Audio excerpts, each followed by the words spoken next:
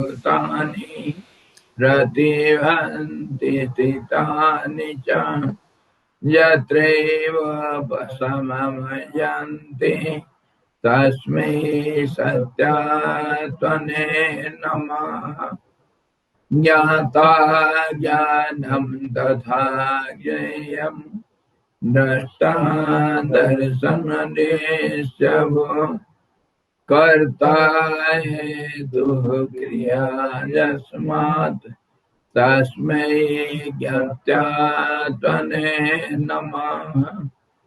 स्फुरन्ते श्रीकरा यस्मात् आनन्दशम्बरे वनो सर्वेषां जीवनं तस्मै ब्रह्मानन्दात्मने नमः।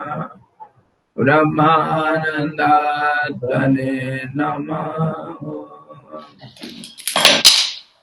वेदोदधिं समन्मथ्य ज्ञानरत्नं समुद्रितम् येन तस्मै वसिष्ठाय गुरुणा गुरवे नमः।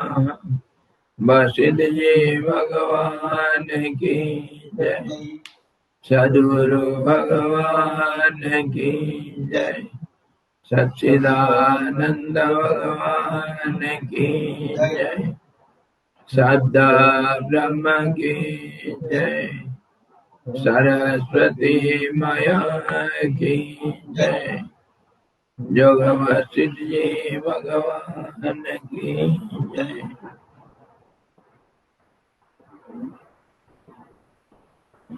हरि ओम।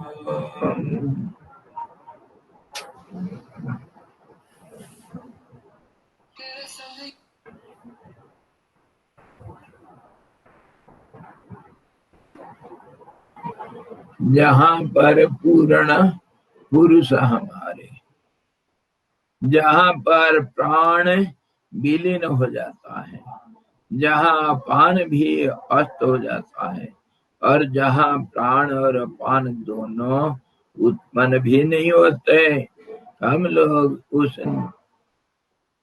चित्तत्व की उपासना करते हैं। चित्त का अस्तित्व, चित्त का अस्तित्व को चित्तत्व कहते हैं। हर चीज का अस्तित्व है वो, अस्तित्व माने होना। तो जहाँ प्राण नहीं है, अपान नहीं है, मतलब जहाँ पर कोई स्पंदन रूप से कोई ऊर्जा अथवा कोई शक्ति का कोई सवाल नहीं उठता है, वो उस परमात्मा का जो सबका अस्तित्व है, चित्त का भी अस्तित्व है, चित्त का भी अस्तित्व है, उसका हम उपासना करते हैं। काकभूषण जी बोलते हैं, और उस ढंग से वह अमर है। बाह्य और अभ्यंतर प्रदेश में स्थित योगियों द्वारा अनुभूत होने वाले जो दो प्राण और अपान की उत्पत्ति के स्थान है, उन दोनों के अधिष्ठान भूत चित्तत्व की हम उपासना करते हैं। बाह्य और अभ्यंतर प्रदेश में स्थित, दोनों में बाहर भी है अंदर भी है। और जहाँ इसके साथ साथ वो बोलते हैं कि जहाँ बाहर अंदर का कोई माने नहीं है, योगियों द्वारा अनुभूत होने वाले जो दो प्राण और अपान की उत्पत्ति के स्थान है, योगी लोग प्राण अपान का उपासना करते हैं, और वो प्राण और अपान दोनों कहाँ से उद्भव होते हैं, कहाँ से पैदा होते हैं। प्राण अपान स्पंदन का नाम है, और वह स्पंदन का नाम मतलब स्पंदन विषमता का नाम है, और समता है परमात्मा का धाम। तो उस जो परमात्मा का स्थिति, सबका अधिष्ठान, सबका आधार है, उसका हम उपासना करते हैं। योगी लोग भी प्राण अपान का उपासना करते हुए वो उसका आधारभूत परमात्मा का ही उपासना करते हैं।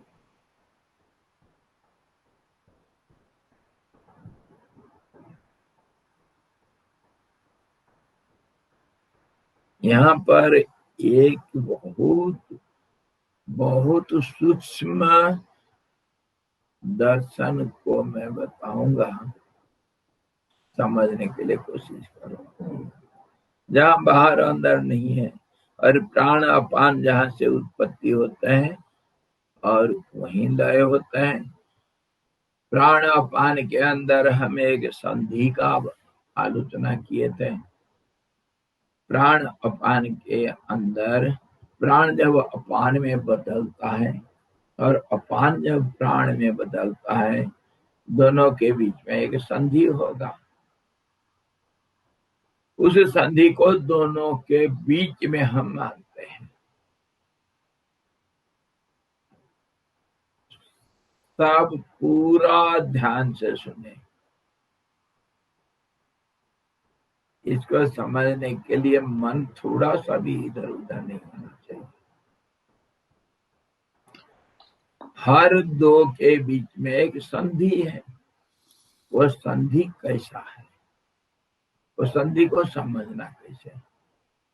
दो के बीच में है ऐसा जब मैं कहता हूं तो आप लोग ये समझ जाते हैं कि बीच में है और बाहर नहीं है। ये तो समझेंगे ना।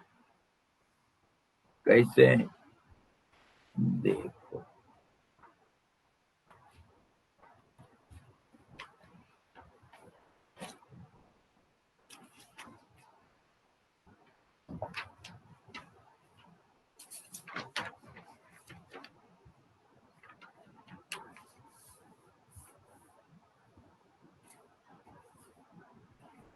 ये एक सर्वव्यापक मान लो इसको।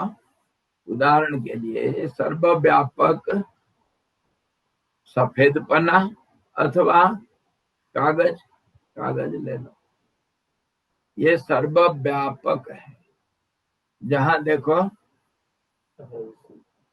सफेद कागज दिखता है। अच्छा जी,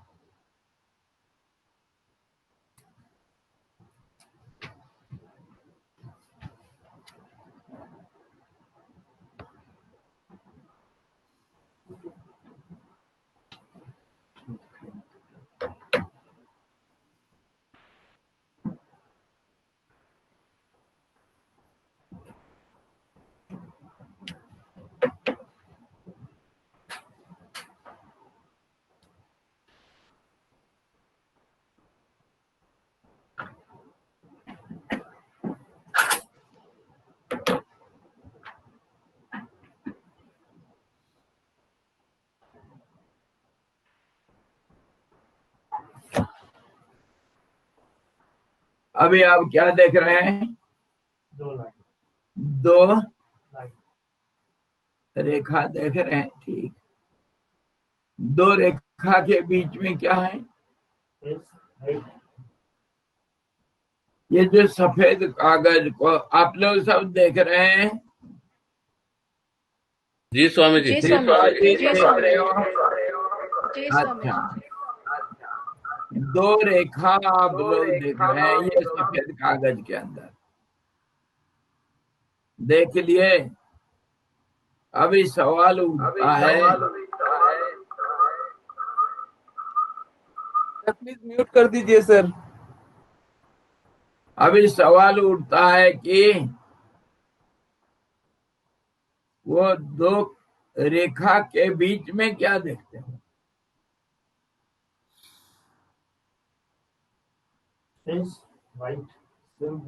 दो दो रेखाओं के बीच में क्या देखते हो भाई?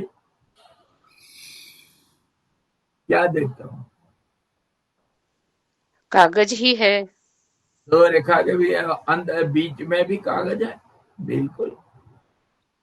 अच्छा, तो दो रेखा के बीच में कागज है, रेखा के अंदर कागज नहीं ना? एक ही बात है, कागज रेखा में, रेखा कागज में। इसी को समझने की बात मैं कर रहा हूँ। कागज सर्वव्यापक है। कागज रेखा के पीछे भी है, रेखा के अंदर भी है, रेखा के बीच में भी है। वो कंटिन्यूअस है, कंटिन्यूअस, बिल्कुल। उसमें कोई विभाजन हुआ ही नहीं। हम जब कागज के ऊपर दो रेखा खींचे, वो रेखा दोनों को देखते हुए हम सोचे कागज विभाजित हो गया, यही तो सोचे ना। साधारण यही भावना आता है कि कागज में दो रेखा खींचा गया तो दो रेखा के बीच में ही कागज है, उसके बाहर कागज है, उसके अंदर कागज नहीं है करके सोचे। साधारण यही भावना होगा। लेकिन जो सर्वव्यापकता कागज का था, कागज का जो सर्वव्यापकता था, जिसको हम रेखा खींच करके विभाजित कर दिए करके समझ रहे हैं, वो विभाजित नहीं हुआ, नहीं हुआ। वो अभी भी अखंड रूप से, कागज उसको विभाजित नहीं, रेखा उसको विभाजित नहीं कर पाया। अभी अखंड रूप से, अविभाजित रूप से वो स्थित है। इतने ही खाली समझ, इसी में सारा सब कुछ आ गया। इस ढंग से परमात्मा सर्वव्यापक, उनका सर्वव्यापकत्व में कोई अड़चन नहीं डाल सकता है। उसको देखना नहीं देखना तुम्हारा समस्या, it is your problem, it is not papers problem. अब समझ में आया? अति सरल है, लेकिन सोचते नहीं, इसलिए मैं कहा यह अति सूक्ष्म तर्क है। सोचने से कागज का अखंडता में कोई बाधा नहीं पहुंचा। इस रूप से परमानंद जो है वो अखंड आनंद है, अखंड आनंद है। तुम कुछ भी करते रहो, वो तुम्हारे आंख, तुम्हारी सोच, तुम्हारे आंख नहीं देख पाया तो मैं क्या करूं? ये समझ गए परमात्मा हर जगह है। तो इसको जो हमारे भारतीय हिसाब से जो हम लोग जगन्नाथ मंदिर में है, तो उसको हम लोग कैसे, इसको ये दोनों चीज को कैसे देखें कि मंदिर में जो हम लोग मन चला जाता है ना, मंदिर में ही जगन्नाथ है, उसको कैसे वहां से मन को निकालेंगे? क्यों? वहीं देखो, कहे ना जब परमात्मा सर्वव्यापक है, मंदिर में नहीं है करके कौन बोलेगा? कैसे बोल दोगे? और मंदिर में, मस्जिद में, और आपका जो गिरजाघर में, अथवा और कहीं दरगाह में भगवान है करके हम जब मानते, क्यों मानते, कैसा मानते हैं? अगर ये सवाल उठता है तो इसको अति सरल है, यह अति सरल चीज है। वहां पर भी है, मानो तो कहा गया, मानो तो शंकर, न मानो तो कंकर। कितनी सरल है। मानो तो शंकर वही पत्थर, और न मानो तो कंकर है, पत्थर है। माना तो कठोत्री में गंगा, मन चंगा तो कठोत्री में गंगा। शंकर भगवान को पत्थर से मारा, और क्या मान लिया जहां वही है।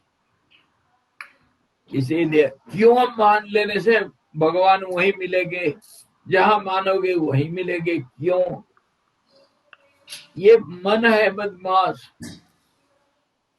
मन, अभी आपको मैं जो बताया, साधारण रूप से मन, ये जो रेखा के पीछे कागज है करके अचानक मानने के लिए तैयार नहीं। अगर विचार करेगा तब तो मान सकते। इसीलिए तो कहा गया मनन करो, विचार करो, जो सुने हो उसके ऊपर विचार करो। इसीलिए कहा गया मन अचानक नहीं मानता। मन का स्वभाव है आधा अधूरा देखना, और बुद्धि का स्वभाव है अंदर घुसना। बुद्धि से विचार करो तब समझ में आएगा। कोई लोग कहे कि मंदिर में भगवान नहीं है, क्या इसके ऊपर आपका क्या राय बताओ? मंदिर में भगवान नहीं है, कोई कहा तू नहीं मानता तो नहीं है, मानता नहीं तो मानता तो नहीं है भाई, मानता तो है। इतना सरल है। झगड़ा क्यों? झगड़ा क्यों? नहीं है तो नहीं है, तू नहीं है तो नहीं है। और अगर इसके ऊपर झगड़ा होगा तब तो फिर विचार करने का ढंग दूसरा होता है, फिर प्रश्न उत्तर होता है, और प्रश्न उत्तर होकर के उसके ऊपर विचार विमर्श होता है। विचार होगा, विचार का भी खंडन होगा, दूसरे विचार आएगा, उसका भी खंडन होगा। इस ढंग से तर्क, न्याय और उदाहरण, प्रमाण, ये सारे चीज दिया जाएगा। प्रमाण अनेक किस्म के होते हैं। प्रमाण तभी बने जब थे। हाँ, तो मानने की बात है। नहीं, उसको नहीं है कहता तो जो कहता है करके वो प्रमाण देगा। प्रमाण 6 किस्म के होते हैं। जैसे हाँ, प्रत्यक्ष प्रमाण जो देख रहे हैं, दोनों पक्ष जो दिखेगा, दोनों पक्ष जो देखेगा वो प्रमाणित माना जाएगा। एक पक्ष देखने से नहीं होगा। अच्छा, और दूसरा जैसे कितनी किस्म के, 6 किस्म के प्रमाण है। तो मान लिया तो भगवान है, नहीं माना तो नहीं है। इसके ऊपर प्रमाण भक्त लोगों का सैकड़ों प्रमाण है, प्रत्यक्ष प्रमाण।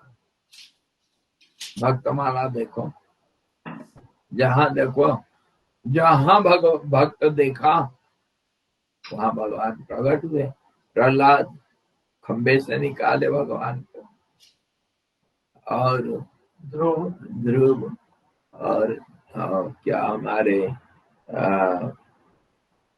अरे यार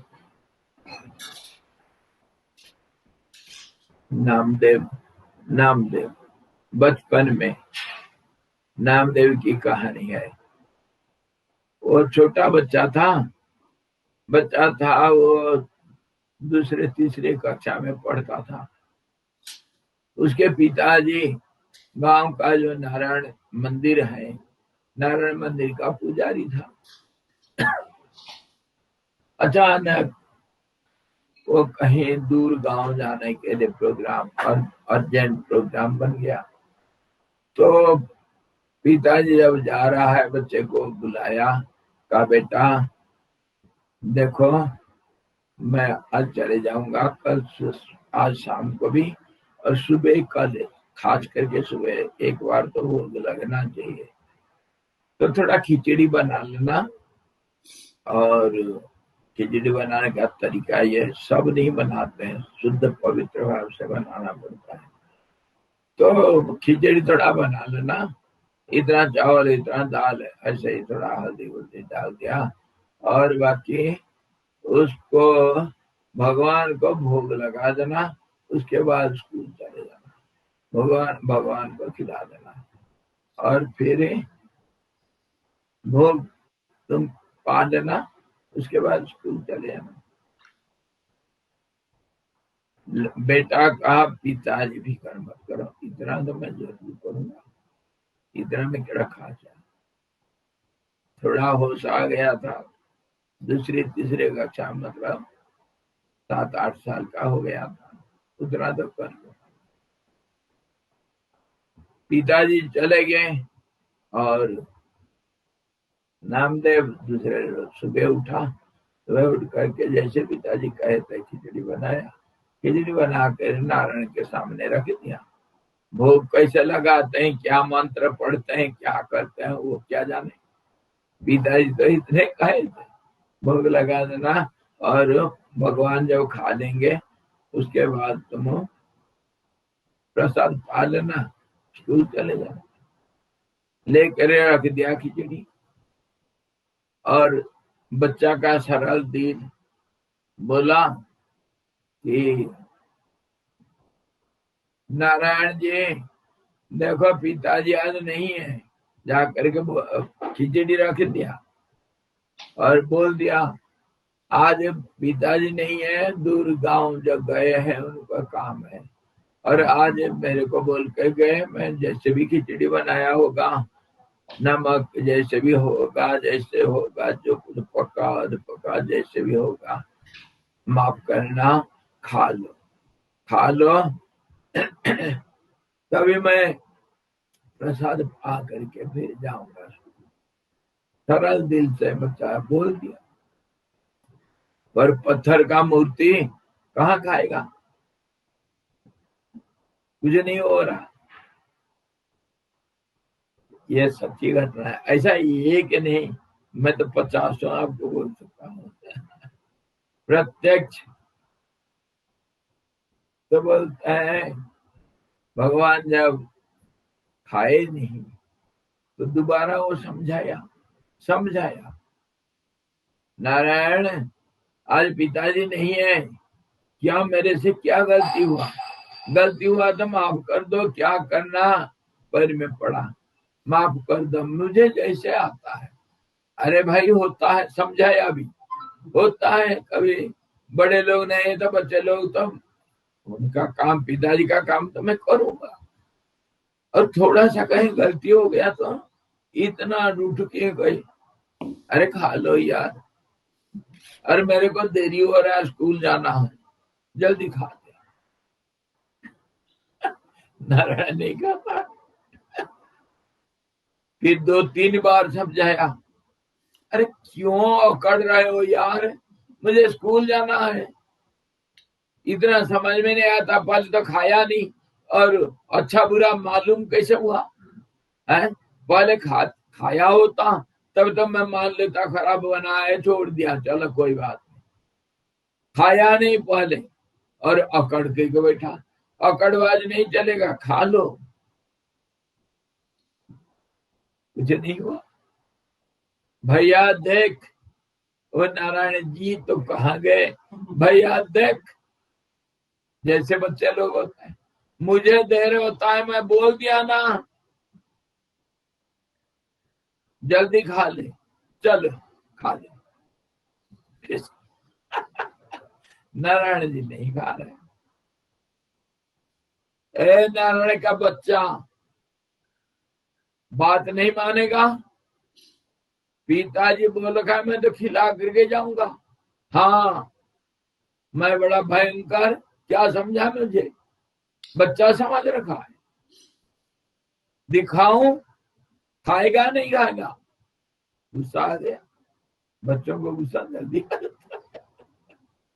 लाया एक बांस का डंडा, खाएगा नहीं खाएगा, फिर भी भगवान नहीं खा, उठाया डंडा, मारूंगा तेरे को, अभी छोड़ूंगा नहीं। तो अकड़बाजी दिखा रहा है, हाँ इतना मैं समझाया, इतना हाथ जोड़ा, पैर में पड़ा, खाया नहीं और अकड़ मारता, ठीक नहीं बना करके खा नहीं रहा। रोजाना तो पिताजी का हाथ से खाता था, आज क्यों नहीं खाएगा? क्या मैं कौन सा, मैं स्नान कर रखा हूं, मैं शुद्ध पवित्र होकर के आया हूं, कैसे नहीं खाएगा? क्यों नहीं खाएगा? बोल तो सही, बोलता भी नहीं, खाता भी नहीं, अकड़ मारते हो। बजाऊं एक, हाँ उठाया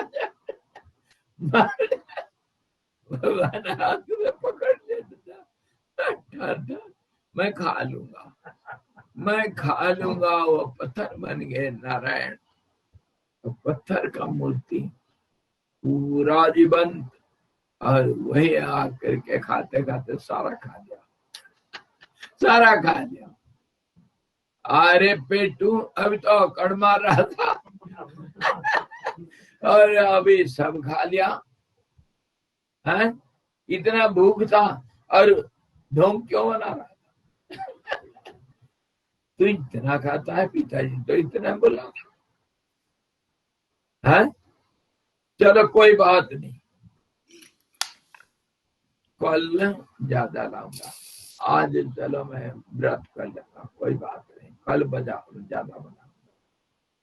दूसरे रोज खूब सारा बनाया, उसको खा रहा था, भगवान खाते ही खत्म कर रहा था, हाथ पकड़ लिया, ए पेटू कितना खाता है रे? है कोई बात नहीं, आज तो मेरे लिए, मैं कल भी भूखा था, ऐसा नहीं करना मेरे दोस्त, प्लीज। इस जमाने में प्लीज नहीं बोलता है। थोड़ा सा मेरे लिए तो छोड़, कल और बनाऊंगा। तीसरा दिन इतना बना कर रखा है, एक हंडा बना के रखा है। तब तक पिताजी आ गया। पिताजी बोला, बेटा भगवान को भोग लगाता था। हाँ पिताजी, बड़ा पेटू है, बहुत खाता है। पिताजी सोचा बच्चे लोग ऐसे बोलते हैं, और कहा अच्छा चलो मैं तो आ गया, मैं झटपट स्नान करके मैं भोग लगाऊंगा। तो खिचड़ी बना रखा है ना? हाँ। अच्छा तू स्कूल चले जा और मैं भोग लगा दूंगा। देखा इतना बड़ा हंडा बना रखा है। क्यों रे नामदेव, इतना क्यों बना यार? पिताजी आप समझते नहीं, मैं पहला दिन तो भूखा रहा, और इतना खाता है ना आपका नारायण, बड़ा पेटू है, बहुत खाता है। मेरे लिए पहला तो छोड़ा नहीं कुछ, दूसरे दिन में बहुत ज्यादा खा रहा था, मैं हाथ पकड़ के उसके छीन करके खाया। और आज तो इसीलिए मैं इतना मनाया, बहुत खाता है। पिताजी कहा अच्छा इतना खाता है, कैसे खाता है, मुझे चल दिखा। चलो दिखाना क्या है, तो खाता है इतना। गए दोनों बाप बेटे, रख दिए, नारायण खा ले। पिताजी आज आ गए, तुम जाने और पिताजी जाने, खा ले फटाफट खा ले। कोई नहीं खा रहा, क्यों रे आज फिर अकड़बाज है? लाऊं डंडा? गया लाया डंडा, खाएगा? देखता है आ गए नारायण, खा लिए, खा रहे हैं, खिचड़ी खाली हो रहा है, पिताजी को नहीं दिख रहा। ये क्या हो रहा है? खिचड़ी कहाँ जा रहा है, कौन खा रहा है? ना क्या यार, पिताजी आप भी यही चाहिए, नारायण को खाते हुए नहीं देख पा रहे हो? नहीं, क्यों, क्या हो गया? आप तो सब देख रहे हो, मेरे को देख रहे हो? हाँ, अरे फिर नारायण को क्यों नहीं देख रहे हो? नहीं देख रहा हूँ बेटा, बोल थोड़ा दर्शन देने के लिए। अच्छा अच्छा, डंडा उठाया, तू बड़ा जादू जानता रे, है? मेरे सामने तो दिखाई दे रहा है और पिताजी को नहीं दिखता है, क्या जादू करता रे? ए सावधान, ये ढोंगबाजी नहीं चलेगा, पिताजी को क्यों नहीं दिखते हो? देख डंडा। नारायण खड़े तो फिर पिताजी नारायण के पैर में क्या पड़ेगा, वो तो नामदेव के पैर में पड़ेगा। बेटा धन्य है तू, धन्य है तू। नारायण ऐसा निकलते हैं। प्रहलाद तो हुई तो क्या था, बहुत सारे उदाहरण है, ज्वलंत उदाहरण, इसमें कोई शंका करने के लिए नहीं है। और इसको अगर नहीं मानते हो, तर्क से भी सिद्ध किया जा सकता है। भगवान जब सर्वव्यापक है तो पत्थर में नहीं है करके कैसा मान लिया? तो मानोगे पूरा 100% तब निकलेंगे। 100% हमारे मन नहीं मानता। क्यों? हमारे मन में शंका है। पत्थर को देखते हैं, भगवान को नहीं देखते हैं। इस ढंग से मंदिर में होता है। और दूसरी चीज देखो, भगवान का नाम भावग्राही। भावग्राही मतलब क्यों भावग्राही नाम पड़ा? हम तो एनालिटिकली देख रहे हैं ना, विचार कर रहे हैं, हम सूक्ष्म विचार कर रहे हैं। भगवान भावग्राही क्यों है? भाव कहाँ से निकलता है? भाव मतलब फीलिंग, जो हृदय का अति सन्निकट होता है, बहुत नजदीक।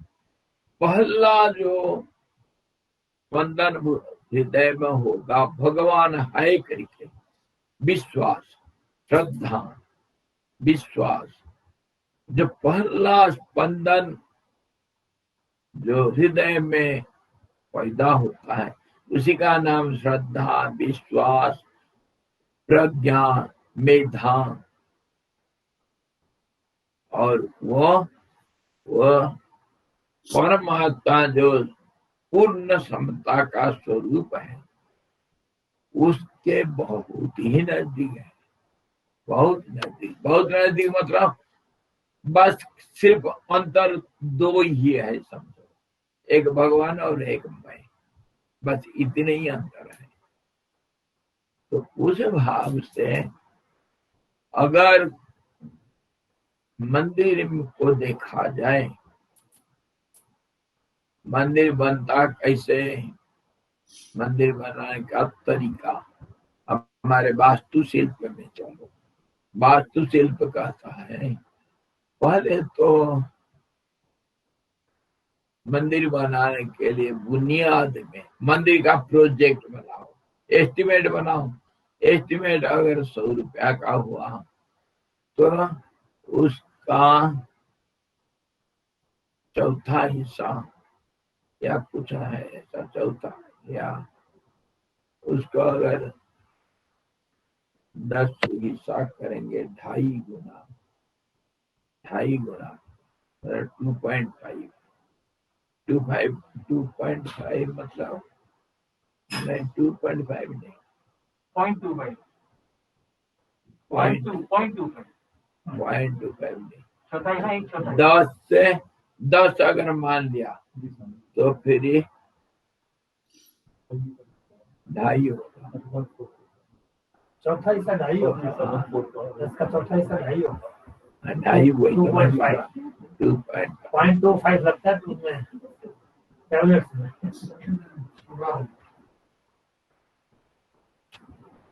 उसको दुर्गी को बोलो। तो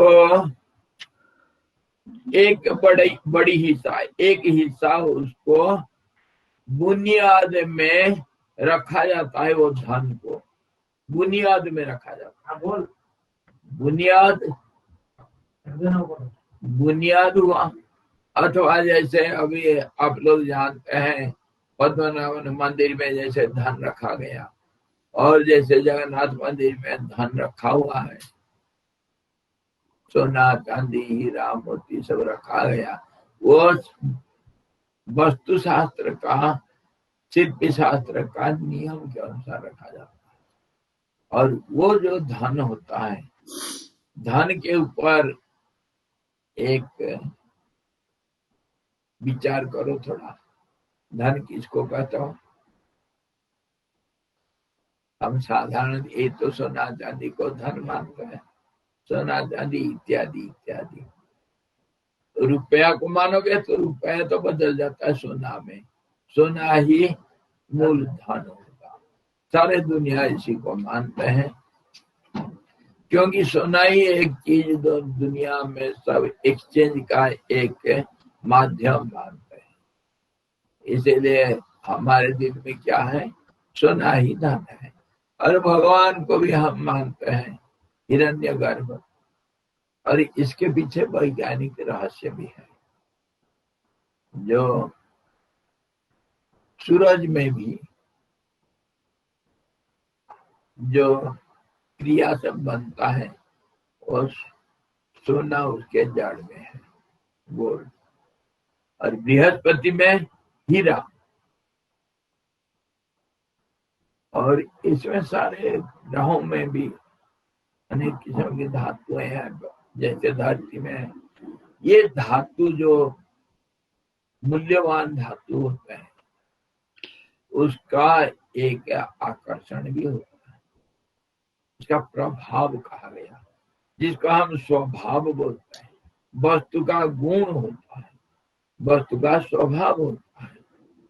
आयुर्वेद में हर जड़ी बूटी का ये वस्तु गुण मानते हैं। किसका कैसे गुण होगा, स्वभाव वो है। उसको अगर क्या गया दूसरे के साथ मिलेगा वो, तो वो स्वभाव को प्रकट करता है। जैसे अग्नि का स्वभाव उष्णता है और प्रकाश है, जल का स्वभाव शीतलता और तरलता, ये स्वभाव है।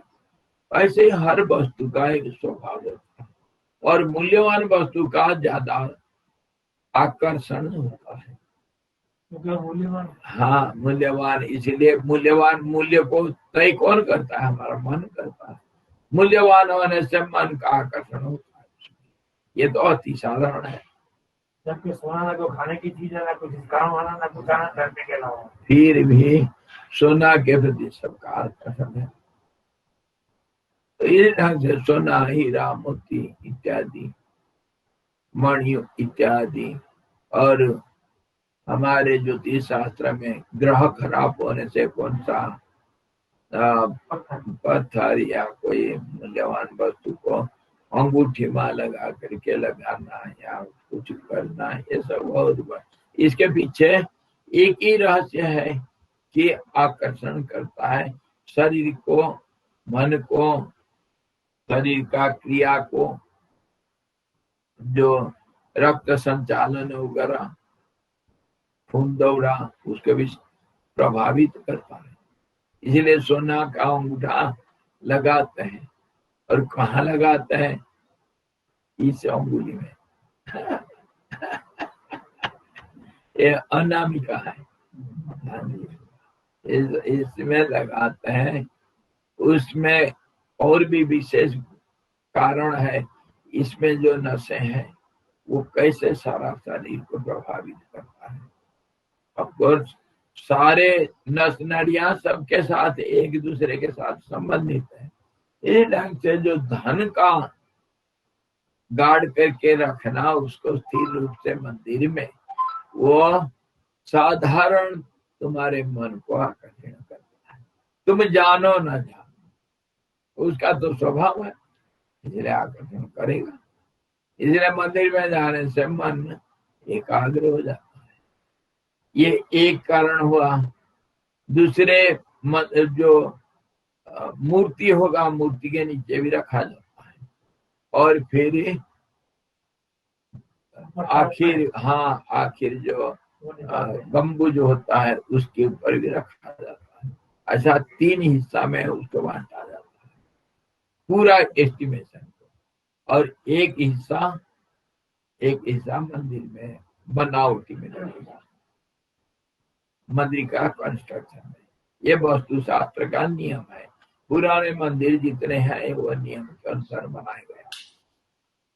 अच्छा, ये तो एक तरफ से देखने से, दूसरे एंगल से देखो, मंदिर को बनाने के लिए कोई विशेष व्यक्ति होता है। जब मंदिर बनाता है, राम मंदिर को उद्घाटन करने के लिए, भूमि पूजन करने के लिए प्रधानमंत्री को क्यों बुलाओगे, मुझे क्यों नहीं बुलाए? अरे तुमको कोई पूछता है यार? पूछता नहीं, इसीलिए उसका एक व्यक्तित्व होता है, प्रभाव होता है। मोदी दुनिया चिल्लाता है। वो हड्डी मांस का नहीं, व्यक्तित्व का प्रभाव।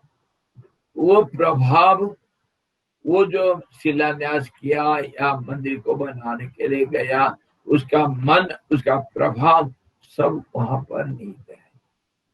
उसका भावनाएं वहां नहीं है।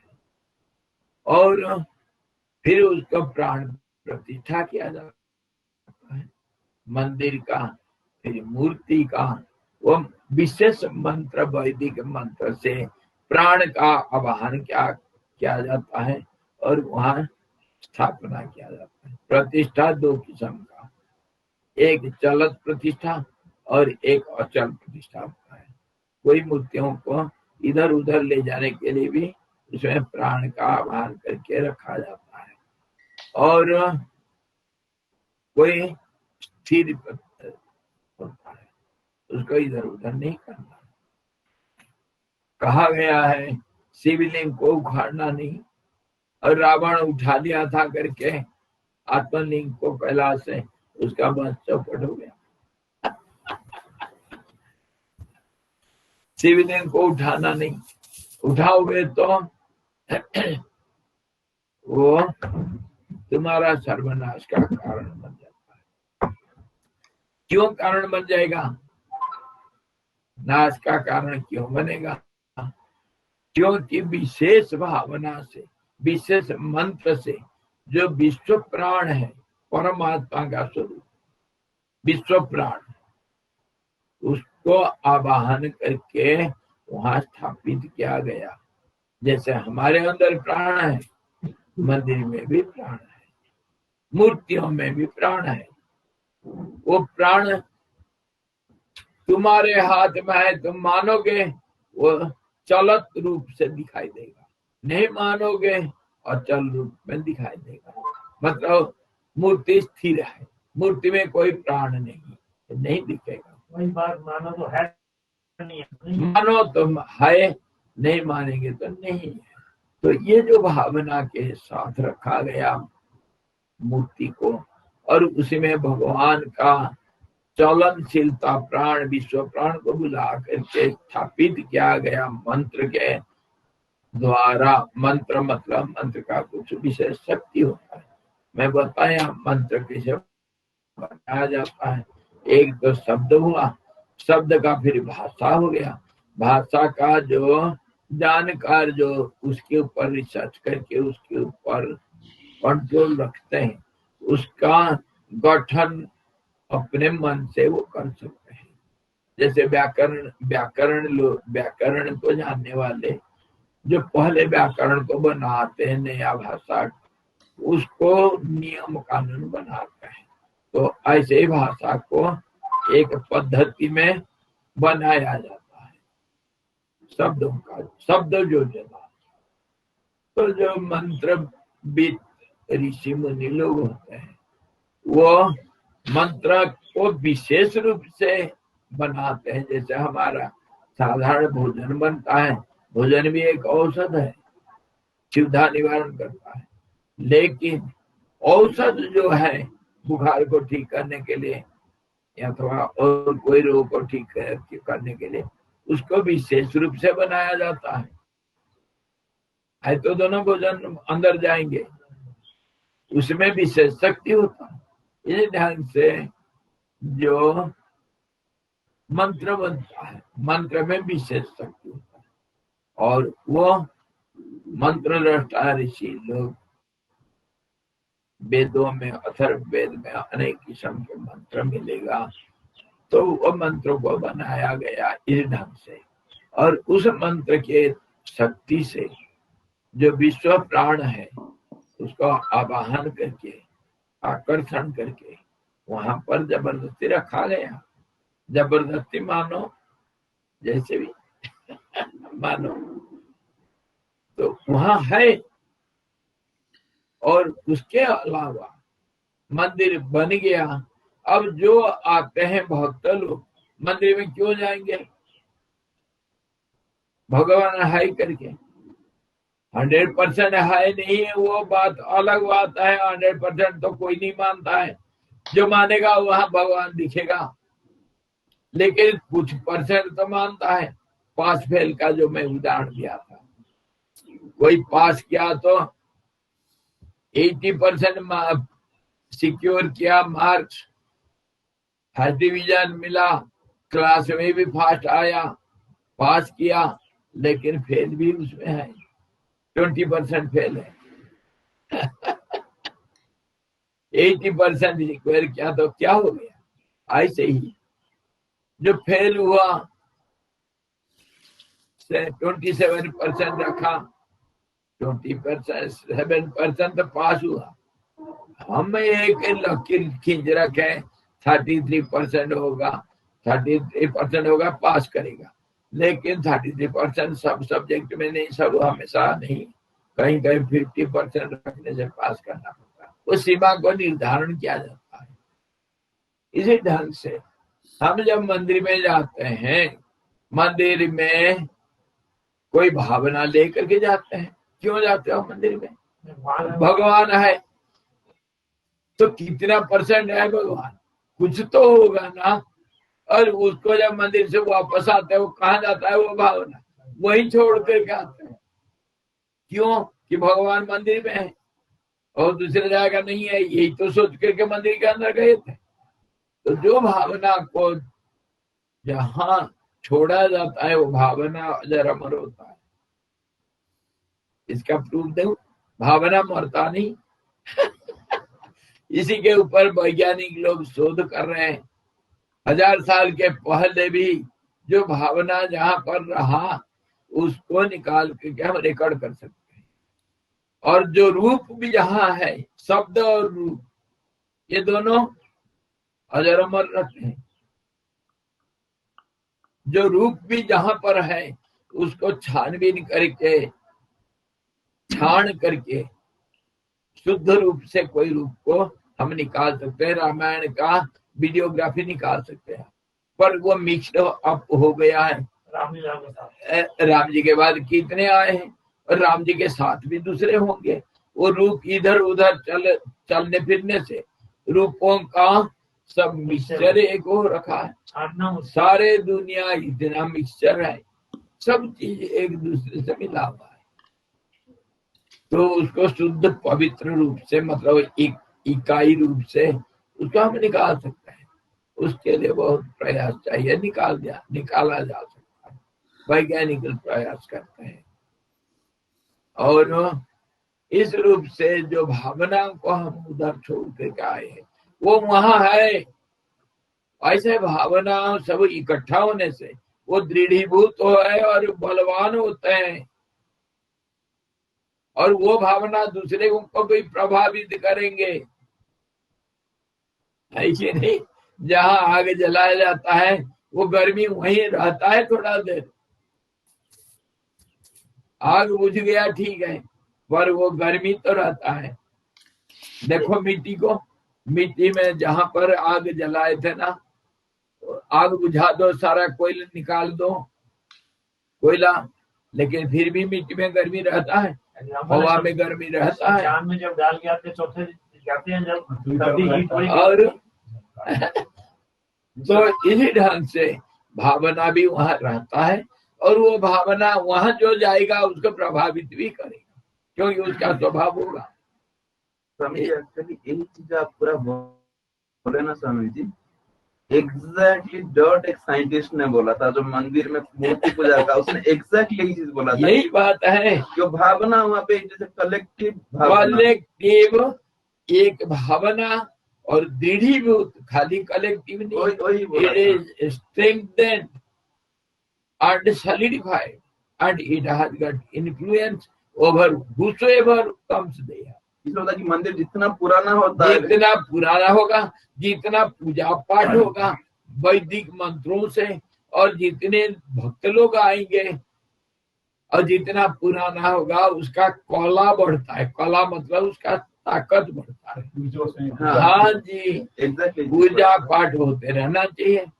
इसीलिए कहा गया मंदिर बना देना आसानी है, पर पूजा जब नहीं करोगे पाप लगेगा। ये एक धारणा बनाया गया समाज में, क्योंकि वो होते रहना चाहिए। हाँ, पूजा होते, सारी यात्रा बंद है लेकिन पूजा स्टार्ट, पूजा होते रहेगी, पूजा होते रहना चाहिए, खंडित नहीं होना चाहिए। सिंपल है। अब सिचुएशन मेरी खराब आई, मैं भागा यहाँ, और गंगोत्री ही क्यों गया, अपने घर ऋषिकेश मंदिर में क्यों नहीं रह गया? और ये भावनाएं सब ये पवित्र माना गया। पवित्रता मतलब एकाग्रता। मैं कितनी बार समझाया हूं, पवित्रता मतलब शुद्धता, मतलब इकाईपना, इकाईपना। तो वो भावनाएं सब उधर ज्यादा इतनी प्रभावशाली हो जाते हैं कि दूसरे भावना उसके पास नहीं आ सकता है। इसीलिए मंदिर में वो शक्ति होता है, और वही शक्ति ही परमात्मा का स्वरूप है। उसी को कहते हैं भगवान भावक है। मैंने कोई गिनती नहीं कि मैं गंगोत्री, बद्रीनाथ, यमुनोत्री की तो है, और केदारनाथ कितनी बार गया, मैं काउंट नहीं कर सकता अपनी लाइफ में। लेकिन मैं गंगा जी में कभी नहीं नहाया गंगोत्री में, लेकिन फिर नहा गया मैं कभी नहीं नहाया। ये सारा भावनाओं के प्रभाव, भावना के ऊपर हमारा जिंदगी चल रहा है, सारा दुनिया चलता है। तुम भावना को अंधविश्वास कह करके नकार नहीं पाओगे। ये जो वैज्ञानिक लोग कहते हैं ये अंधे हैं, ये खाली भावना मात्र है। अरे भावना तुम हो, सब है। भावना को त्याग करके कोई दुनिया में कोई अस्तित्व तो है ही नहीं। इसी का नाम ही पराशक्ति है।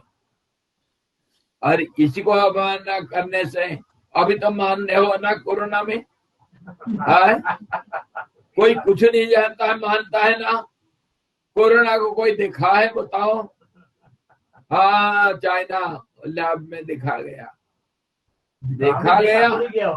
गया तो उसका स्वभाव क्यों नहीं आज तक जान पाए? एक अंदाज लगा करके बता दिए, हम देख लिए। जैसे कोरोना निकल गया ऐसे आत्मा है, आत्मा भी ऐसे ही होता है जैसे सर्वव्यापक कोरोना है।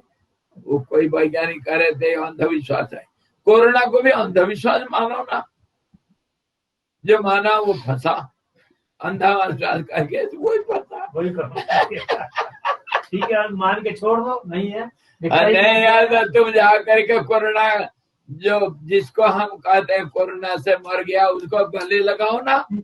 वैज्ञानिक हो तुम, लगाओ गले, देखा तो नहीं उसको। ये फालतू मतलब थोड़ा बहुत तो तर्क करना जानते हैं। तर्क का कैसा होना चाहिए? तर्क न्याय संगत होना चाहिए, युक्ति संगत होना चाहिए। मना नहीं तर्क कर, बुद्धि को लगाओ, गहराई का आखिर सीमा तक जाओ, बॉटम तक जाओ। बॉटम कौन सा है? सबका आधार जो है वही के बाद, उसी के बाद मतलब हम कर रहे हैं बात। विश्वासम फलदायकम, इसलिए कहा गया भगवान को मानोगे।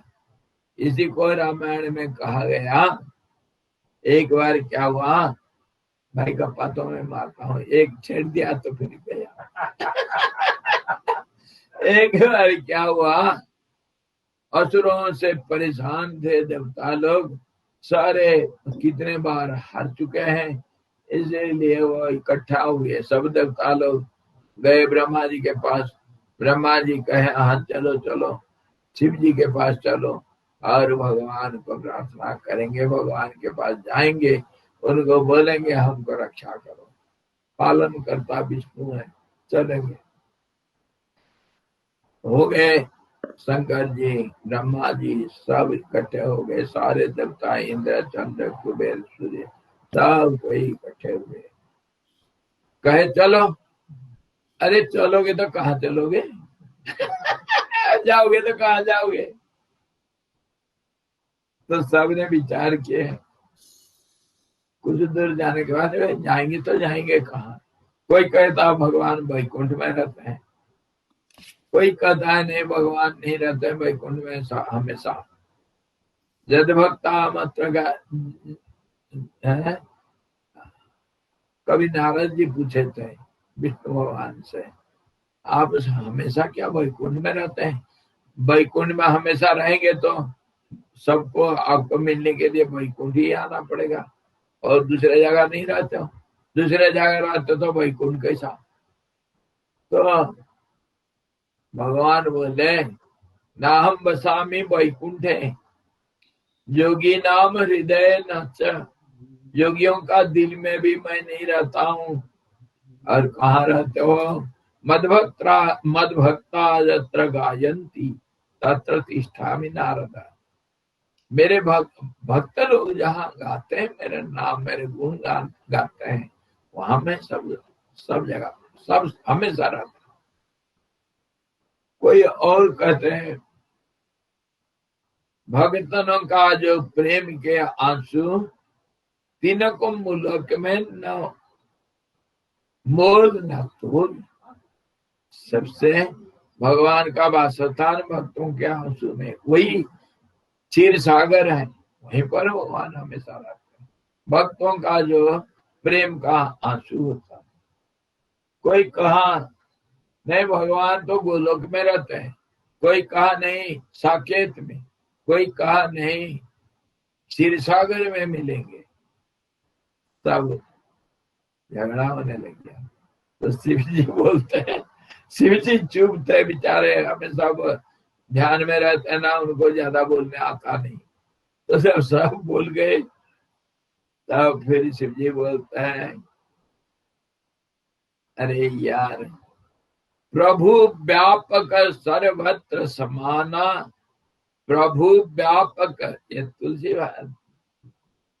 जी महाराज का ये भाषा है जो शिव जी के मुख से बुलाया गया। प्रभु व्यापक सर्वत्र समाना, प्रेम से प्रकट होई मैं जाना। भगवान प्रेम से ही प्रकट होते हैं। प्रेम मतलब अपनापन, भाव, भक्ति, श्रद्धा, विश्वास, इसी का नाम प्रेम। भगवान को देखने के लिए दो आंख चाहिए।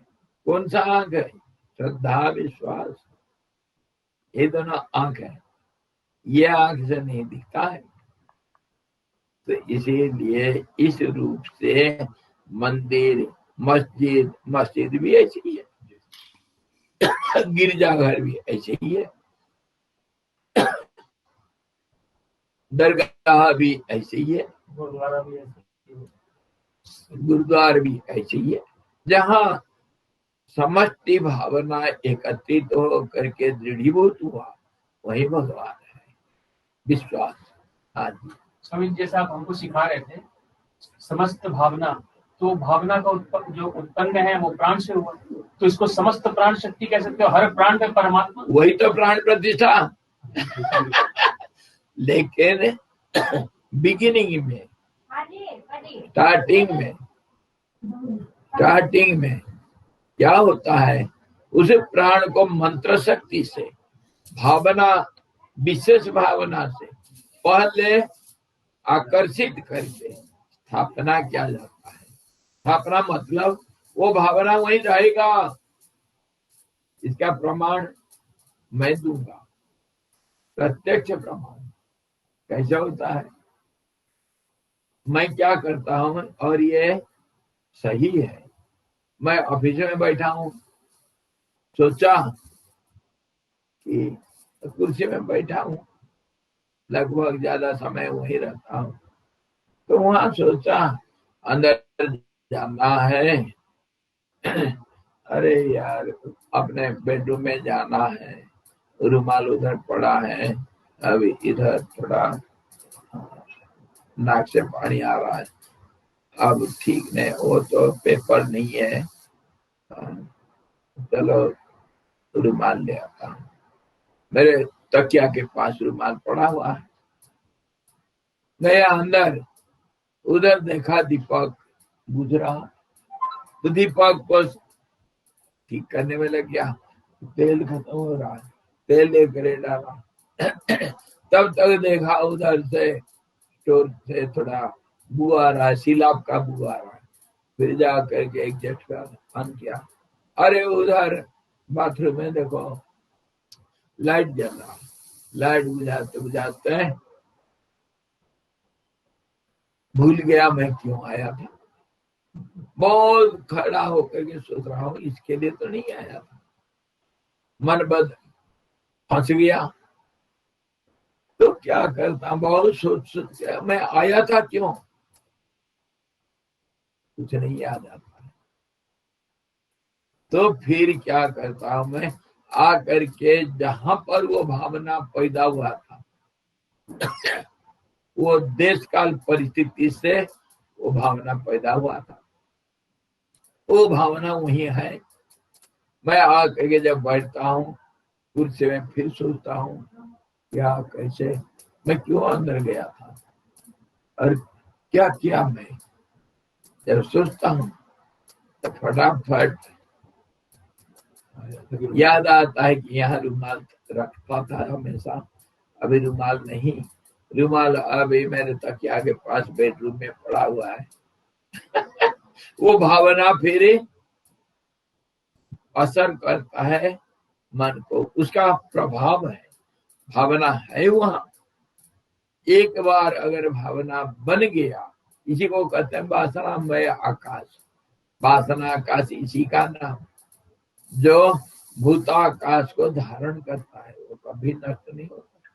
देश काल परिस्थिति के अनुसार तो हम देख सकते हैं उसको, देश काल परिस्थिति के ऊपर रहता है, देश काल परिस्थिति को अपने अंदर रखता है। वासना तो भावना इस ढंग से अजर अमर रहता है। Once it is created, it is created for eternity.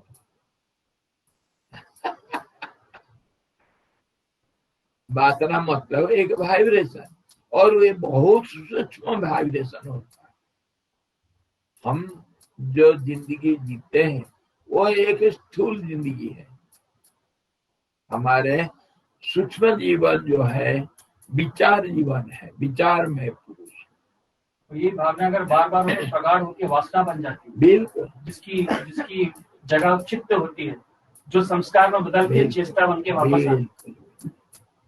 इस ढंग से जिंदगी का अलग अलग पहलू होता है, और दुनिया जो हमारे दृश्य जगत है उसका भी अलग अलग दृष्टिकोण से हम देखते हैं, सूक्ष्म रूप से देखते हैं, स्थूल रूप से देखते हैं।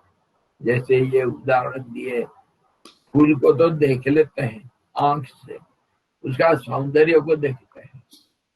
फूल का सौंदर्य को कोई देखता है? बोलो, थोड़ा विचार करो। फूल का सौंदर्य को देखते हैं, beauty. Define what is beauty.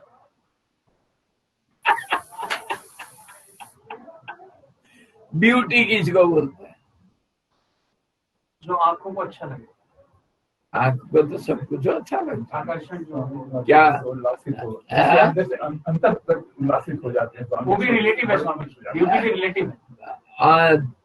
आंख को क्या खुशबू है, चंद्रमा अच्छा नहीं लगता है, और क्या तारे अच्छा नहीं लगते हैं, और क्या माँ के आंख को बच्चे का सिंगानी अच्छा नहीं लगता है?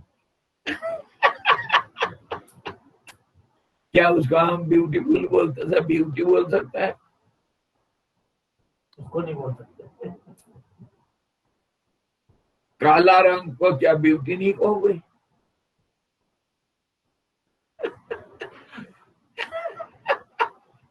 लाल को बोलोगे? क्या करोगे? फूल का रंग कुछ भी हो, खिलेगा तो ब्यूटी, और मुरझा गया तो ब्यूटी कहाँ चला गया, गया कहाँ, आया था कहाँ से, गया कहाँ? ये सब मन का खेल है, तुम्हारे मन का खेल। मन माना तो सब कुछ है, दुनिया है। मन नहीं माना तो दुनिया नहीं। ब्यूटी या फ्रेग्रेंस को मान लो कि नाक मान देख लेता है, पर ब्यूटी को कौन देखता है? आंखें देखता है क्या? कभी नहीं। अंदर से जो हमारे भाव होते हैं वो देखते हैं। भाव एक है जो मन को एकाग्र कर लेता है। दूसरे भाषा में हम कह सकते हैं मन का एकाग्रता ही ब्यूटी है। ब्यूटी में मन लग जाता है ना, तो दूसरे भाषा में पलटा करके क्यों नहीं बोलेंगे? जहाँ मन लगेगा वही ब्यूटी है, क्यों नहीं कहेंगे? तो एकाग्रता को ब्यूटी क्यों नहीं कहोगे? वो कहीं भी लग गया, किसी का कहीं भी लग गया। तो भगवान परम सुंदर, सत्यम शिवम सुंदरम, इसीलिए तो कहा गया। एक बार लग गया तो फिर निकालना बड़ा मुश्किल होता है।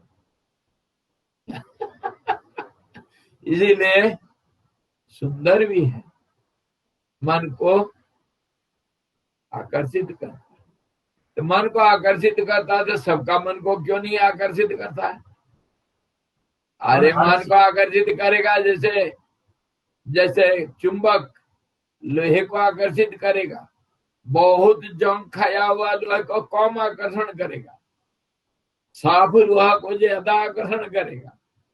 और लकड़ी, उसमें लोहा लगा हुआ भी उसको लोहा का अंश कम होने से, फिर लकड़ी का अंश ज्यादा हो जाने से उसको आकर्षण ही तरह नहीं कर पाता है। आकर्षण तो है पर स्थानांतरण नहीं कर पाता है।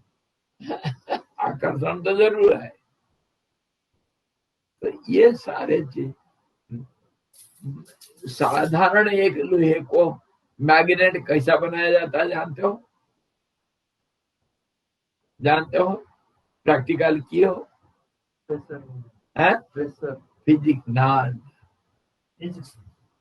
दूसरे एक मैग्नेट लाओ, मैग्नेट से संस्पर्श उसको खींचना पड़ता है। वो साउथ पोल को नॉर्थ पोल के साथ और नॉर्थ पोल को साउथ पोल, इस ढंग से उसको धीरे धीरे घींचो। हाँ जी, घर्षण से। तो फिर वो जो लोहा है वो बन जाता है चुंबक। इसीलिए चुंबक को कहते हैं स्पर्शकांत मणि। मणि है स्पर्शकांत मणि। कोई ना, एक चुंबक में अगर एक पिन लगा रहेगा बहुत दिन बाद तो पिन ही चुंबक बन जाता है। पिन भी चुंबक बन जाता है। पिन चुंबक बन जाता है। स्वामी जैसे चंदन के पेड़ की चारों तरफ जो दूसरे पेड़ होते हैं, हाँ, उनमें भी उसकी आ जाती है धीरे जी। तो ये सारे चीज हम जो हम विचार करके देखे, इसका सार क्या निकला? सार निकला कि परमात्मा कहाँ है, सर्वव्यापकता और एक देशता। एक देश में भगवान कैसे रहते हैं? भगवान एक देशीय भी है और सर्वत्र भी विराजमान। सर्वत्र होने से एक देश में अगर ढूंढोगे वहां मिलेगा भी, सर्वत्र होने से वहां भी होगा। सब इतनी कंट्री अलग अलग, इतनी मानव जाति अलग अलग, भगवान तो सबका एक ही है। और खैर वो विश्वास में थोड़ा मिला जुला होकर के मिलावटिया आ जाता है। मिलावटिया आ जाने से वो फिर विश्वास थोड़ा एक से दूसरे हो जाता है, धर्म अलग अलग हो जाते हैं, संप्रदाय में बंट जाता है। जरूरी भी है, नहीं बटेगा तो दुनिया कैसे चलेगी। जो समझदार है वो कभी धर्म के नाम पर लड़ाई नहीं कर सकता। भगवान ने कोई स्टैंप लगा के खड़ा किया ही नहीं। कोई नहीं, लड़ाई का कोई गुंजाइश नहीं है। ना हिंदू, ना मुसलमान, ना सिख, ना ईसाई, ना बुद्ध, ना जैन, कोई भेद नहीं। आज इतना फॉरनर है जो इंडिया को मानते हैं, इंडिया के हमारे भगवानों को मान के चलते हैं कि सृष्टि यही मानते हैं, इसीलिए कि हमारे जो उदारता है, हम जब स्वीकार उनको करते हैं वो बाध्य होते हैं स्वीकार करने के। मैंने सिस्टम देखा पूजा का, मतलब मैं अपने ऊपर आम जनता पे लेता हूँ, जितनी भावना से वो पूजा पाठ नहीं करे, हम नहीं कर पाते। भले ही बाहर जाके उसके बाद आधे घंटे बाद सिगरेट पिएंगे वो, लेकिन जब वो आएंगे तो जो उनका भाव होता है गजब। मान लिए ना, हमारा माना हुआ में मिलावटिया रखा जाता है। हम लोग तर्क बहुत करते हैं स्वामी, वो बिल्कुल सरेंडर करते हैं। जैसे भी अब चलो अपने जगह पर किसका उपासना करना है, अब समझ जाओ किसका उपासना करना है। और जो काकभूषण जी उपासना कर रहे हैं, जोगी लोग जो उपासना करते हैं, किस ढंग से उपासना होना चाहिए और कैसे करते हो, कैसे उपासना करोगे तो अजर अमर बनोगे। वो जो परमात्मा वो हृदय में भी है, बाहर भी है, अंदर बाहर का कोई सवाल नहीं उठता है। प्रभु व्यापक सर्वत्र समान,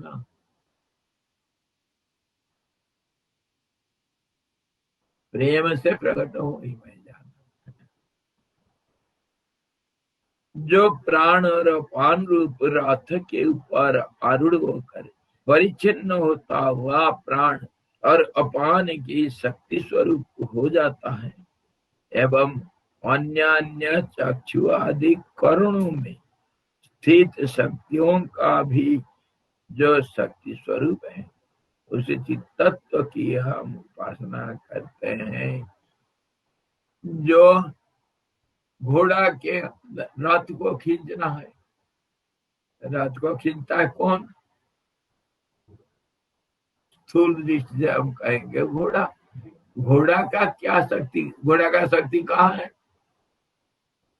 घोड़ा का जो शक्ति हो और जो रथ का चलनशीलता हो, वो परमात्मा उसका आधार ही है, सारे शक्तियों का आधार।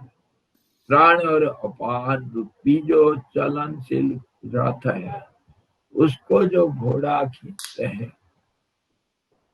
उसका आधारभूत जो शक्ति का आधार परमात्मा है, उनका हम उपासना करते हैं। माध्यम हो गया प्राण अपान, लेकिन जड़ तो परमात्मा।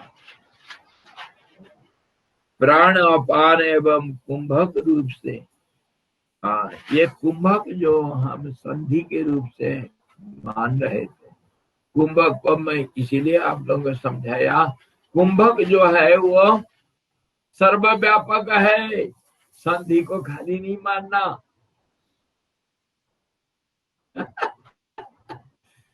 सिर्फ संधि में कुंभक है, ये गलत भावना। गलत तो नहीं, सही तो है, लेकिन आधा सही है, आंशिक सही है। एक कला मिली हुई तो संधि तो, हाँ, इसीलिए कहा था प्राण जब अपान में बदलता है एक कला रहेगा, और अपान जब प्राण में बदलेगा एक कला रहता है, एक कला रहता है इसी ढंग से। तो कुंभक भी हमारा माध्यम हो गया और संधि की अनुभूति की, अनुभूति के संधि, परमात्मा तो सर्वव्यापक है, हाँ एक जी, कला चल रही है। संधि भी सर्वव्यापक है। दो के बीच में कहते हैं हम इसीलिए कि समझने के आधार के लिए, समझने का आधार रहेगा दो के बीच कहने से। सर्वव्यापक कहने से समझ में बड़ा मुश्किल हो जाता है, इसीलिए कहा गया दो के बीच का संधि।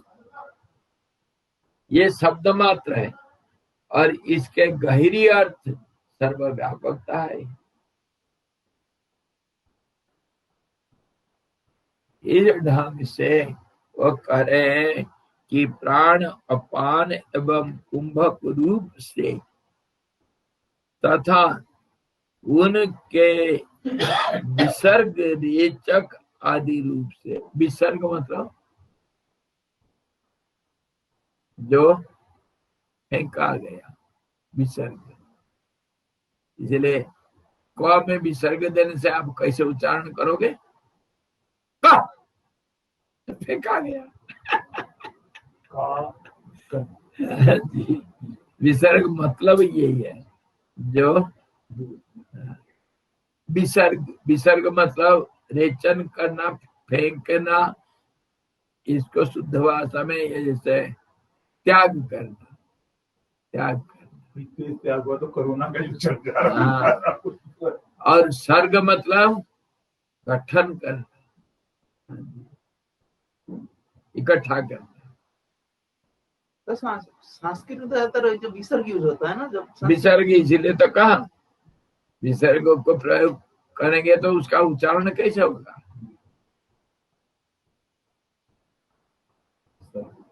विसर्ग को उच्चारण करते वक्त तो फेंकते हो ना सांस को फेंकना पड़ता है, शब्द को बाहर फेंकना पड़ता है।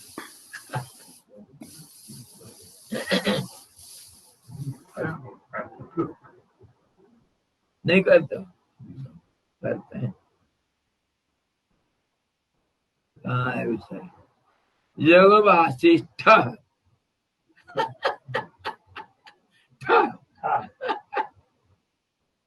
तो ये विसर्ग इसी ढंग से उच्चारण होता है। और विसर्ग इसीलिए है कि त्याग किया जाता है। सोहम करते समय विसर्ग करते नहीं, अनुसार है, अनुसार, उसी के अनुसार इसलिए अंदर जाएगा, वो उसी के पास जाएगा। नाक के रंध्र से फिर लय होगा उसका ब्रह्म रंध्र में अनुसार का।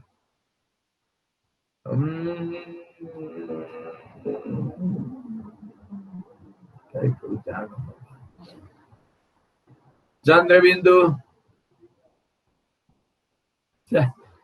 मुंह खुलना चाहिए, नहीं तो चंद्र बिंदु उच्चारण नहीं हो पाएगा। खोलना ही पड़ेगा। हाँ जी, चंद्रमा बनाना पड़ता है, इसलिए चंद्र बिंदु कहा। और उसमें नाक भी है, मुंह नाक चंद्र बिंदु हो गया।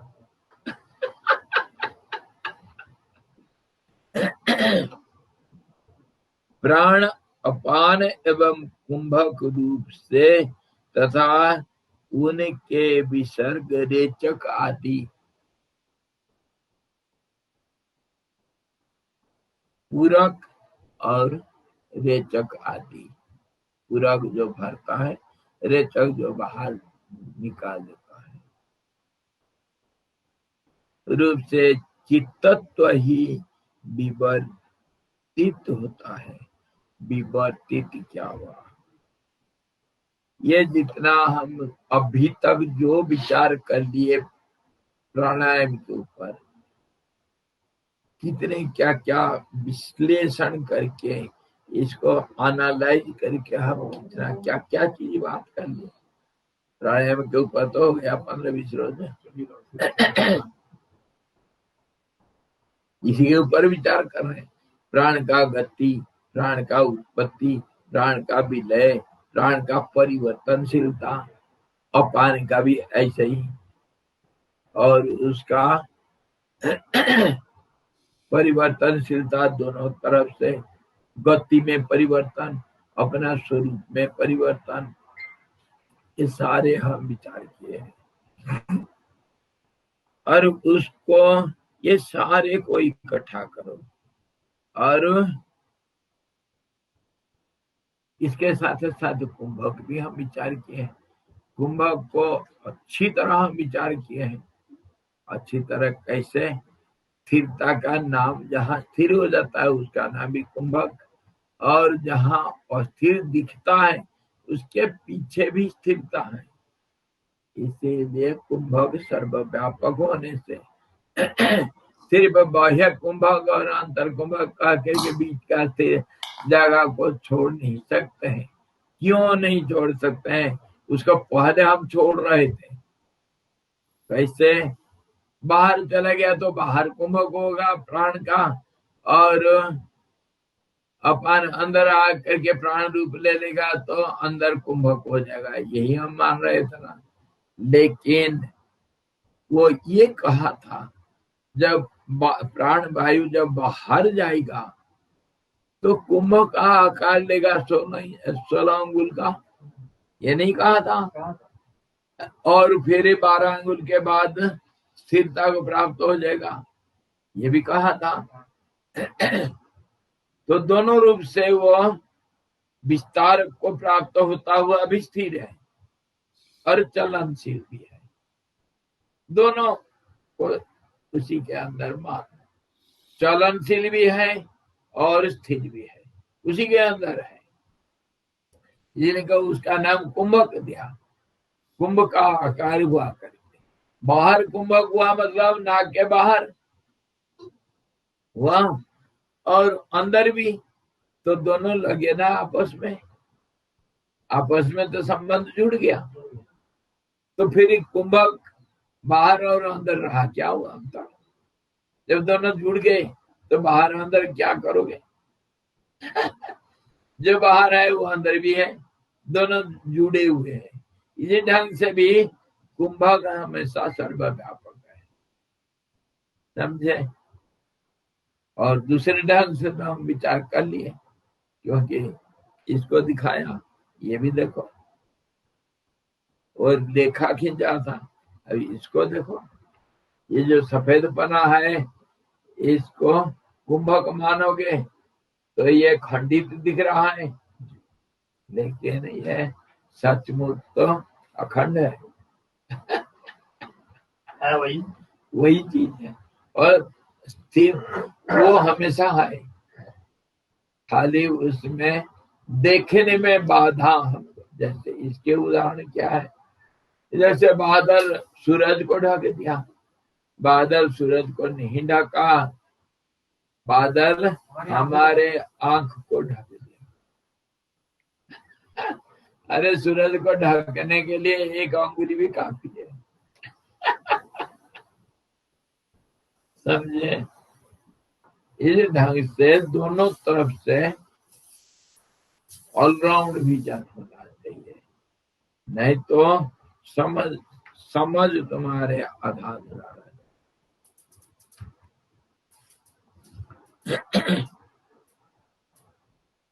और वो जो विवर्त हुआ मतलब रूप लेना, अलग रूप लेना, जो नहीं है वैसा दिखाई देना। जैसे अभी मैं कहा दो के बीच को संधि कहते हैं, अब वो विवर्तित सत्य है, मतलब पक्का सत्य नहीं है, दिखाई दे रहा है सच जैसे, लेकिन असलियत क्या है, वो दोनों के बीच में नहीं है, वो सर्वत्र है, दोनों के बीच में होता हुआ दोनों के आधारभूत में भी है। इस ढंग से मैं उस दिन आपको मैजिक दिखाया था ना, वो तो मैं दो रेखा खींचा था, आपको मैं क्या बताया था,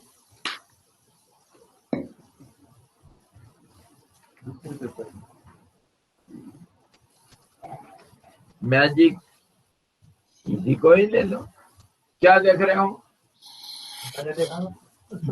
रेखा, दो रेखा देख रहे हैं ना, यही कहोगे ना? क्या देख रहे हो? दो रेखा और 4 बाउंड्री लाइन। अभी चालाक हो गए, चालाकी बढ़ गया, समझदारी बढ़ गया। अभी दो रेखा भी देख रहे हैं, उसको किसको? हमारे अर्जुन को पूछे थे द्रोणाचार्य जी, क्या दिखाई दे रहा है? मुझे कुछ नहीं दुनिया में दिखाई दे रहा है, दो आंख दिखता है, एक आंख दिख रहा है और कुछ नहीं दुनिया।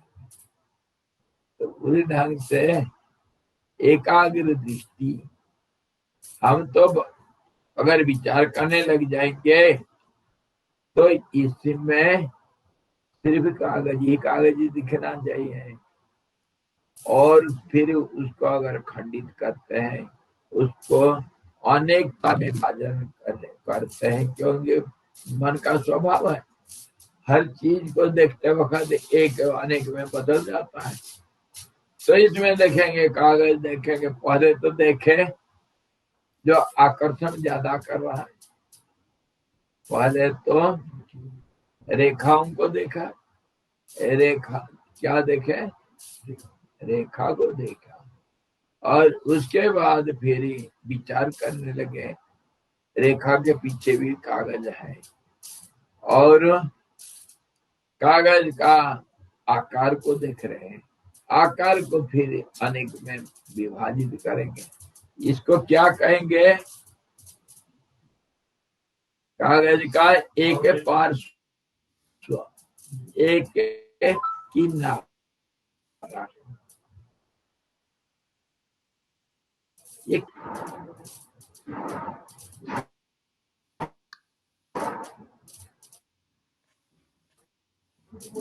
देखो मैं अब एक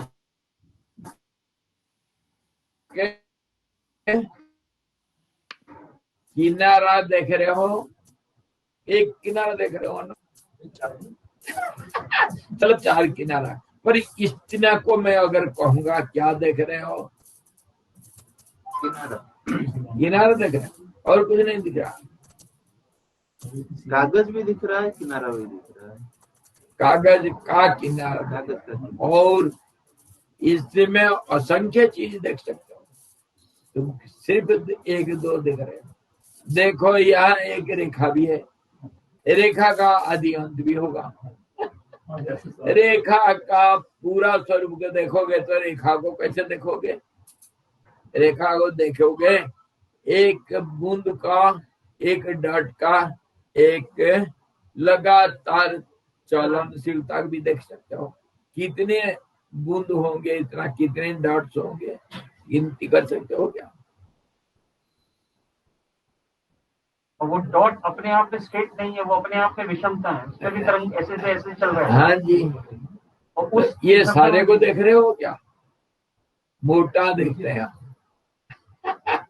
ऐसे ही जब जाएंगे अंदर अंदर घुसते जाएंगे, अनंत अनादि, उसका कोई अंत नहीं। अणुरणीयान, वो मैटर अणु में बदल जाएगा। हाँ, उसी को तो मैं दिखाया था आपको, उस दिन भी दिखाया था, आज भी देख लो।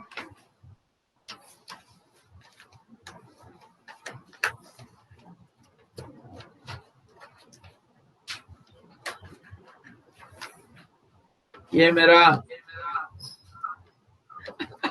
अरे यार, ये मेरा है जादू की छड़ी,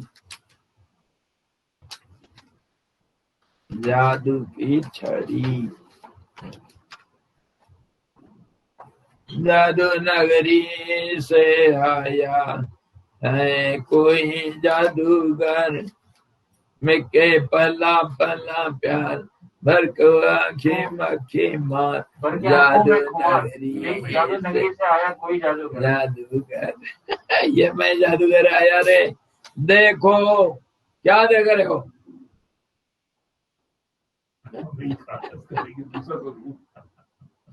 क्या दिखाई दे रहा है? बोलो। ये परमात्मा का स्वरूप, संसार भी इसी के अनंत कोटि ब्रह्मांड इसी के अंदर है। कितने वृत्त इसी के अंदर समाया हुआ है, कितने कोने एंगल इसके अंदर समा हुआ है। बड़ापना कहाँ तक है इसका, छोटापना कहाँ तक है, कोई कुछ बोल सकता है? अणोरणीयान महतो मयान, ये तो परमात्मा का डेफिनेशन क्या है वेद का। और इसी के अंदर संसार, ये ब्लैक होल भी है, इसके अंदर फंस जाओगे कहीं निकालने के लिए जगह नहीं, कहीं कोई नहीं निकला, फंसा जो फंसा। इसके अंदर न समय, देश, न काल, न परिस्थिति, कुछ नहीं। इसके अंदर जो फंसा हो गया हो गया। ये है परमात्मा का स्वरूप, और ये है, और ये आपका संसार का भी, संसार का स्वरूप ही है। और टाइम पास, चनाचूर रखो, नमकीन रखो, इसमें टाइम पास, मूंगफली दाना रखो, एक एक करके खाते, क्योंकि टाइम ही इसके अंदर नहीं ना, इसलिए टाइम को पास कर रहे हैं, टाइम पास इसके अंदर है। इस रूप से परमात्मा का स्थिति को समझो, और उसका उपासना के लिए हम एक बहाना बनाए थे, उसका चिंतन के लिए एक बहाना, भगवान को मिलने के लिए सत्संग ही बहाना है। इसको बहाना क्या बनाए थे? प्राणायाम। प्राणायाम ये एक बहाना है, एक तरीका है। तो ये ढंग से विवर्तित तो होना। ये विवर्तवाद मतलब जो जैसा है वो ऐसा नहीं हो करके दूसरे रूप से दिखना। विवर्त बदल जाना। विवर्तवाद में यह जैसे हमारा लड़का सर्वेश्वर वो राम बन गया, रामलीला खेलने के लिए। उसका लड़का को तो मालूम है वो मेरे पिताजी है, मानता हुआ पिताजी, फिर भी जाकर के आरती उतारेगा। इसी ढंग से भगवान विवर्त होकर के दुनिया बन गए। भगवान का अस्तित्व ज्यों का त्यों है, तो प्राण अपान विवर्त होकर के मतलब बदल के परमात्मा के रूप में उपासना करते हैं हम लोग, और भगवान परमात्मा विवर्त होकर के प्राण अपान रूप में लोग देखते हैं। जोगी लोग यहीं से शुरू कर, दोनों ढंग से, दोनों तरफ से, भाई वर्षा ही। एक तो हम करते हैं प्रश्न से उत्तर को जाते हैं, प्रश्न को हल करते करते, और उत्तर से भी प्रश्न की तरफ जा सकते हैं, दोनों तरफ से। ये प्रकार कल देखेंगे, आज बहुत समय हो गया।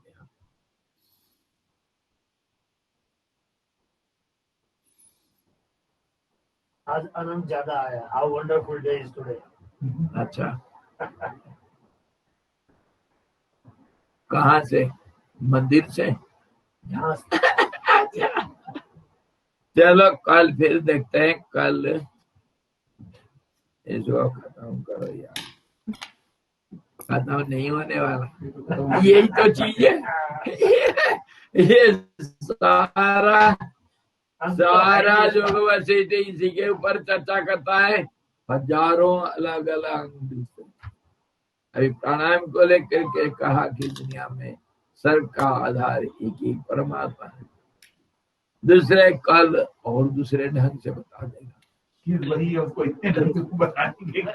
कहानियां अलग अलग, तरीका अलग अलग, दृष्टिकोण अलग अलग, चारों तरफ से अटैक।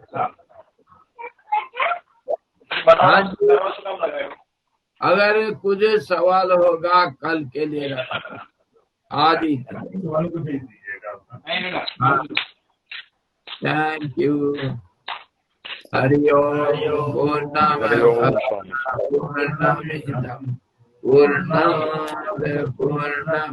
पूर्णमुदच्यते पूर्णस्य पूर्णमादाय पूर्णमेवावशिष्यते।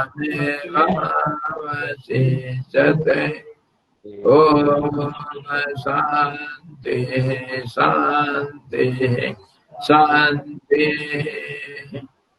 सद्गुरु